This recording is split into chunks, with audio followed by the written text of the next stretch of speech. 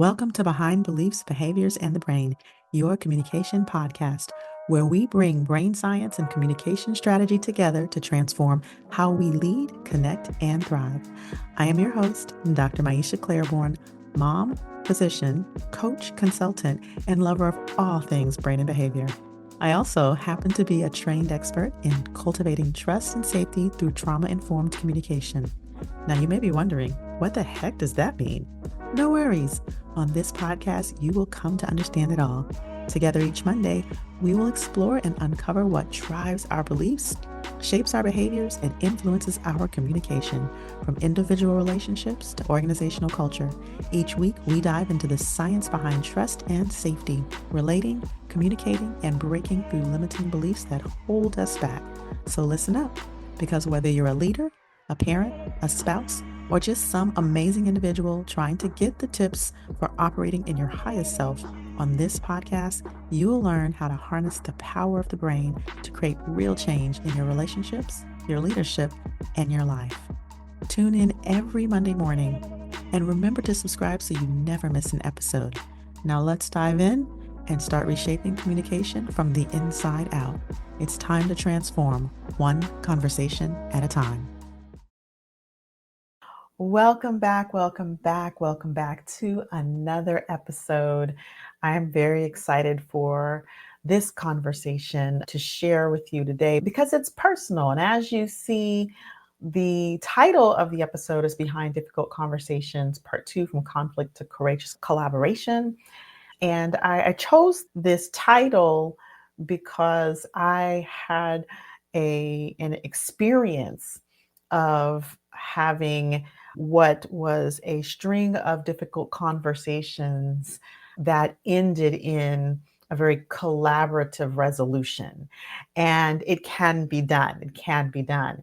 And so I'm grateful for the tools that I have and the person with whom I had this interaction with, the tools that they had, because it really demonstrated, it allowed us to demonstrate what's possible. And when you engage in courageous conversation, I'll start by sharing a little bit of a myth.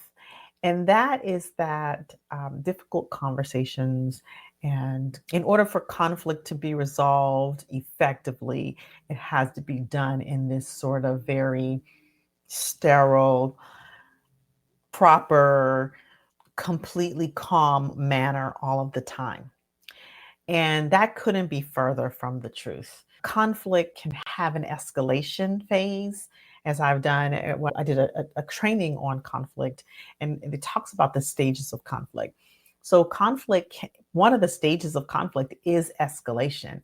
And you can have an escalation of emotions, an escalation in conversations, and it can be very intense. And so I have a friend and also a colleague with whom I frequently work and collaborate with. And we had a conversation in which she said something that hit me in a particular way.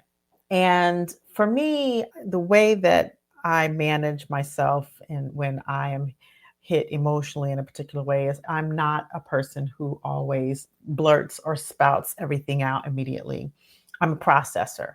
And so I have to take things and process them and sort of evaluate and reflect what's mine, what is the origin of the upset before I bring it to a person. Now, in this particular case, not only was what she said that I interpret it in a particular way that really, really kind of hurt my feelings, but it was during a very just intense time in general, not in the world. Also, it was a very intense time in my life. My ability to sort of sort through the emotions became sort of decompensated. And what I do in those instances is I tend to withdraw and step back. And so that's sort of my compensatory mechanism. It's the way my survival response is set up.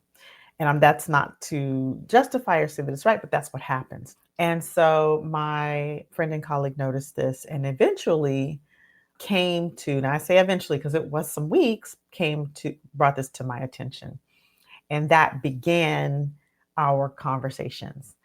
And so at first, there was definitely some high emotion. Now, what that looked like was for me was just a sit back and a withdraw. And really, I'm very stoic sometimes, but it was definitely a withdraw and a withhold. But I still had that high emotions, and then I had to process, and then I emoted in a different way. But by and large, what ensued was sort of a series of emotional conversations that, and we were recognizing in the moment that they were emotional conversations, but it was stuff that had been held that needed to get out. And then we came to this point where we were like, well, okay, well, what's next? What do we need to do? We need to take some space. We need to, that sort of thing. And I'm giving you an example of how these things go. And it wasn't, we didn't, were no knockdown, drag out. There were no screaming or yelling. Were there some tears? Probably. My point being is that that series of conversations was not a pretty series of conversations. There was some emotion, there was some defensiveness, there was some blaming, there was some withhold, there was like all of these things. And then came a turning point. And for me, that turning point was that, and we each had our own turning points, right? And luckily for us, our turning points oftentimes complement each other. So my turning point was I was listening to one of my previous podcasts, and in my own words, I heard trust, transparency, and courage. And I thought to myself, wow, how interesting that, it would be my own words reflected back to me that would give me a revelation about my partner, about my friend and my colleague's experience. And it softened me and gave me some compassion, and enough compassion that I could overcome whatever my concern was or my need to withdraw and re-engage in a courageous conversation. And what happened was we began to talk, and I took responsibility for what was my contribution to the original conflict, to the original concern, and to how that showed up without too much justification, without any too many excuses. Just here's what I can be responsible for, right? This is the way this impacted you. In the previous episodes, I've talked about the 5-step apology, right? Here's what I can be responsible for. Here's, how that might have impacted you. Here's how I was impacted during the process. Here's what I'm committed to. Here's what I have the bandwidth for. Here's what I can commit to, and here's what I have the bandwidth for.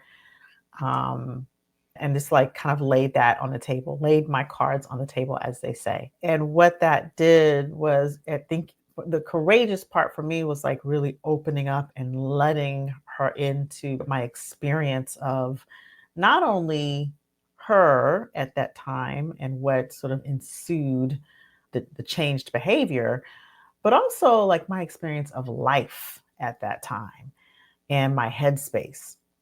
And what that did was, by me stepping forward courageously and in sort of taking responsibility for the impact and the behavior, I think it allowed her to understand and softened her listening a bit so that she could acknowledge that experience, which is what I needed in the moment, to be acknowledged and to be understood.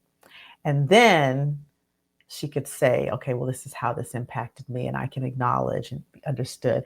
And then we moved from this sort of conflict into a collaborative conversation, recognizing each other's lived experiences, recognizing everything that went into that, and really starting to talk about what the future looks like. How can we prevent things like this from happening again? I can commit to when I feel something, say something, and she could commit to when she feels a shift, naming it right away so that even if I'm not aware, I can be made aware and then say what's going on. and it turned into really a collaboration, which is now moves it into a restoration. So we talk about these stages of conflict. Once you have this space of resolution, then the healing can begin. So you have sort of this pre-conflict space, right? This sort of latent was what it's called, conflict, this latent conflict. And that latent conflict was probably more even before the conversation where my feelings got hurt.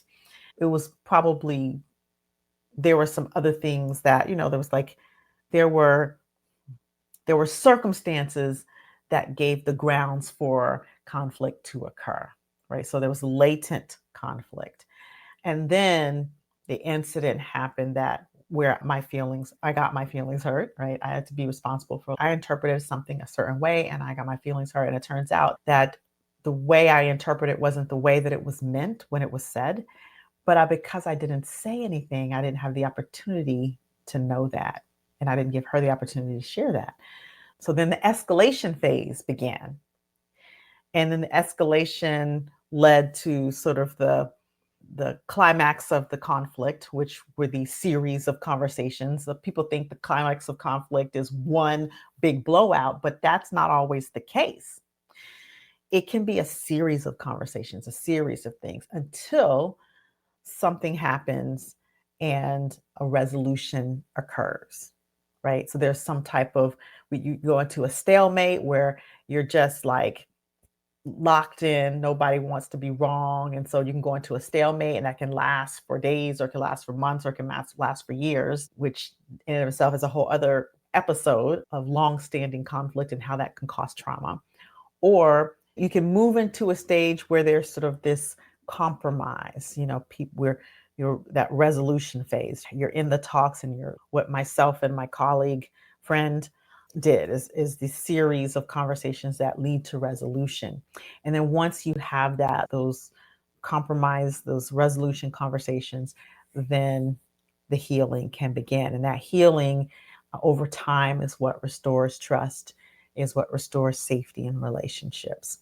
And so I share this with you, this very personal example, for a couple of reasons. Number one is I've been doing this work for well over a decade, and we have to give space for our humanity, right? I have a default way of being from my upbringing, from my trauma experiences, and it in high times of stress, we are likely to default to our survival response behaviors.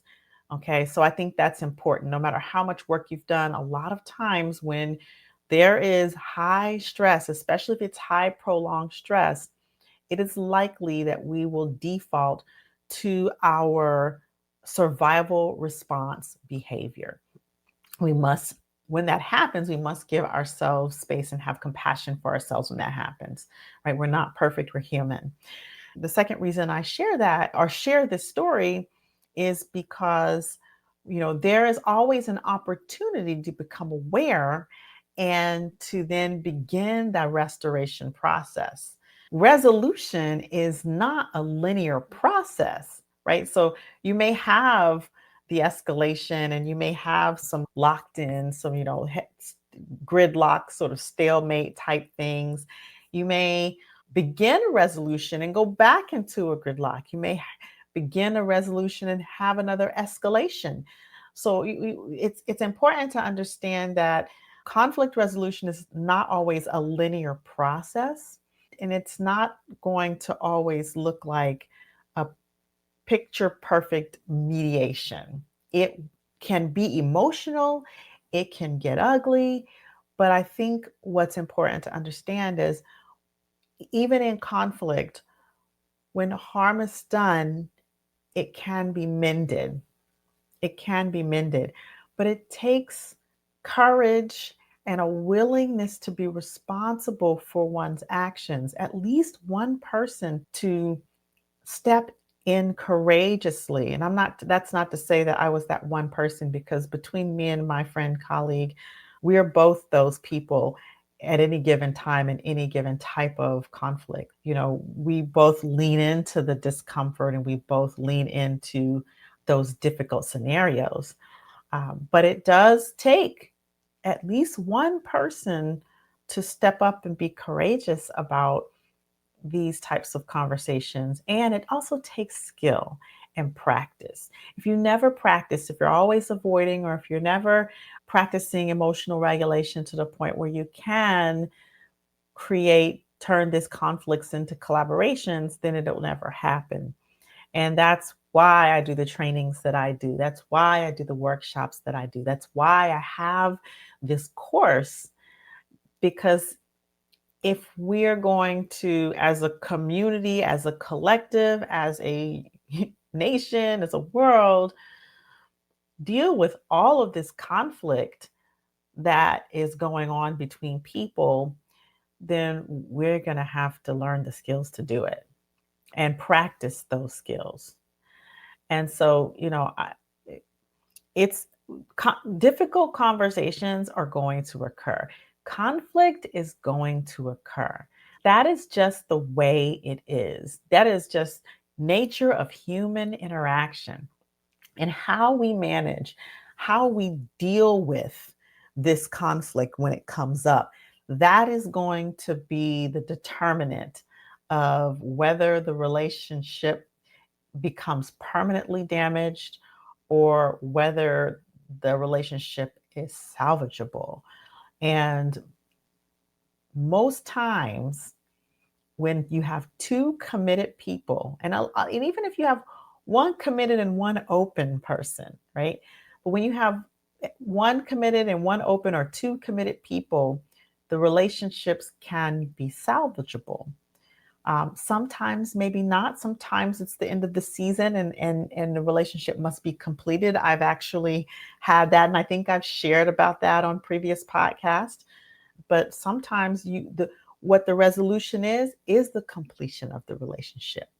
In this case, that is not the case, but I have had other difficult conversations where the resolution was the end of the relationship. And not in a very ugly way, just in a very, okay, I guess we're complete, you know, in so many words. So, as you think about your relationships, whether they're at work, because this is applicable, whether you're talking about work relationships, whether you're talking about relationships between customer and client, customer and service provider, whether you're talking about intercollegial relationships, whether you're talking about relationships in healthcare, doctor to patient, whether you're talking about relationships with your children, this applies. And so I encourage you, when those difficult conversations, what are the conversations that maybe you're avoiding, where you have some feelings? What are the conversations that have started, but maybe you're gridlocked and you're avoiding one another, or you're avoiding conversation? What are the cases in which you have successfully resolved those conflicts, and what did that look like, and what did that take, right? So I encourage you to reflect on that this week. And if you need some, assistance in letting go of stuck emotions related to conflict, that's something that can be done. That's something that can be done. And that's one of the things that I do when I do one-on-one coaching. If you're in an organization and you're finding that you're having trouble managing the team dynamics because of constant conflict, then maybe we need to get to the root of the conflict. Maybe we need to get to the root of what's not being heard, or who's not being feeling seen, or who's not feeling valued, right? So that's one of the ways that I facilitate conversation. It's one of the ways that I help facilitate workshops. If you are in an organization where people don't know how to communicate, people don't know how to deal with, maybe leaders don't know how to deal with disgruntled colleagues or employees, this is one of the things that can help with that.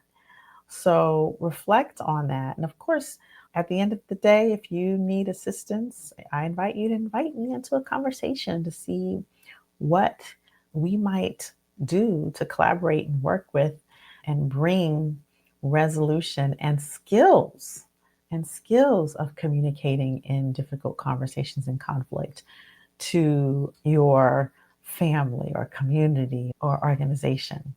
So with that, I hope that you found that this sort of vignette useful, and I look forward to hearing feedback.